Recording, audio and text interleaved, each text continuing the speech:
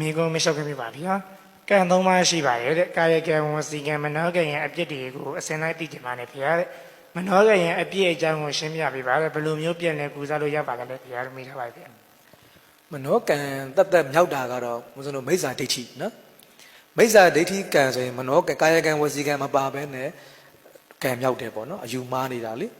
မိစ္ဆာအယူနောက်ဘဝဆိုတာမရှိဘူးလို့ကုသိုလ်အကုသိုလ်ဆိုတာမရှိဘူးလို့ကောင်းတာလို့ရင်ကောင်းကျိုးမရဘူးဆိုတာဒါအဲ့လိုမျိုးဆိုရင်ဒါမနောကံ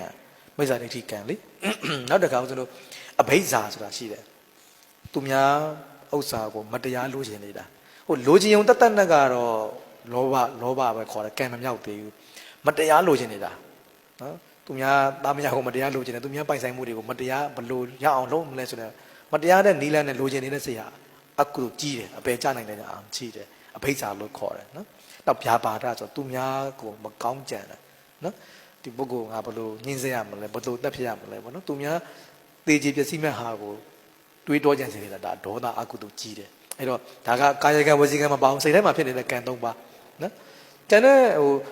သူများတက်ကိုတတ်တာသူများဥစ္စာကိုခိုးတာလို့ပြောကြတော့ကာယကံမြောက်မှသူကနော်အကုသိုလ်ကံမြောက်မှအဲ့တော့စိတ်လဲပါမယ်ကံလဲပါရမယ်အဲ့တော့သူများဥစ္စာကိုသူဘာတက်ကိုတတ်တယ်ဆိုတဲ့နေရာမှာဥပမာကားမောင်းသွားရင်းနဲ့မတော်တဆမွေးတို့ဘာလို့တိုက်နင်းမိသွားမယ်အကောင်လေးတွေကိုကြိတ်မိသွားတယ်ပေါ့နော်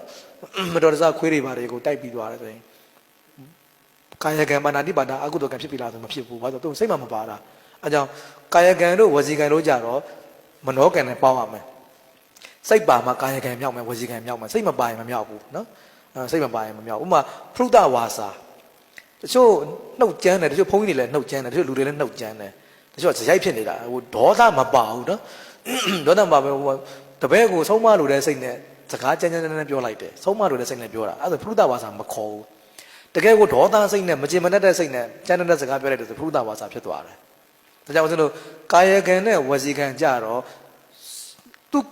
ကိုတတ်တဲ့နှုတ်တတ်တဲ့နဲ့သူကအကုသိုလ်ကံမမြောက်သေးဘူးစိတ်ပါမှမြောက်မယ်မနောကံခုနက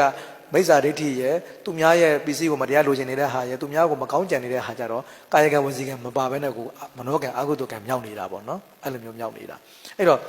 ဘသူကအပေါ်အပြစ်ကြီးတယ်လဲလို့ဆိုတဲ့အခါကျတော့ကံ၃ပါးထဲမှာမနောကံကအပြစ်ကြီးတယ်ဘသူမိစ္ဆာဒိဋ္ဌိကိုရည်ရွယ်တာဘာလို့မိစ္ဆာဒိဋ္ဌိရှိတဲ့ပုဂ္ဂိုလ်ဒီသူကအကုသိုလ်လဲသူလက်မခံအောင်ကုသိုလ်လဲလက်မခံတော့မကောင်းတာအကုန်လုပ်ဖို့များသွားတယ်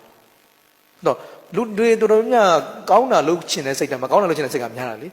နော်အဲ့တော့သူများသားများကိုစော်ကားရင်လည်းအပြစ်မရှိဘူးဆိုရင်ကြုံရင်စော်ကားမှာပဲနော်ကြာကူလီလုံးမှာပဲနော်အဲ့တော့သူများဥစ္စာခိုးလို့အပြစ်မရှိဘူးဆိုရင်လည်းရတဲ့နဲ့ခိုးမှာပဲလက်တော့မှာပဲလေနော်အဲ့သူများတက်ကိုတက်လို့အပြစ်မရှိဘူးဆိုရင်နွားလည်းတက်မှာပဲကျွဲလည်းတက်မှာပဲစိတ်လည်းတက်မှာပဲရဲတက်မှာပဲဟိုအပြစ်ရှိတယ်လို့ယူဆတဲ့ပုဂ္ဂိုလ်ကတက်ရင်တော့မတက်ရဲဘူးလက်တွန့်နေသေးတယ်အများကြီးလည်းမတက်ရဲဘူးအပြစ်မရှိတဲ့ပုဂ္ဂိုလ်ကပျော်ပျော်ကြီးကိုတက်တာရဲရဲကြီးကိုတက်တာနော်ကွာတယ်ဒါကြောင့်ဆိုလို့မိစ္ဆာဒိဋ္ဌိရှိသွားတဲ့ပုဂ္ဂိုလ်ကမလုံရဲတဲ့အကုသိုလ်မရှိတော့ဘူးဒါကြောင့်မနောကံထဲမှာနော်ဒီမိစ္ဆာဒိဋ္ဌိကံဟာအပြစ်ကြီးဆုံးဆိုပြီးတော့ဘုရားဟောတာရှိတယ်နော်အဲ့ဒါမနောကံမှာအပြစ်ကြီးခြင်းအကြောင်းကတော့သူမလုံရဲတဲ့အကုသိုလ်မရှိတော့တဲ့အတွက်ကြောင့်ပါနော်အဲ့လိုပေါ့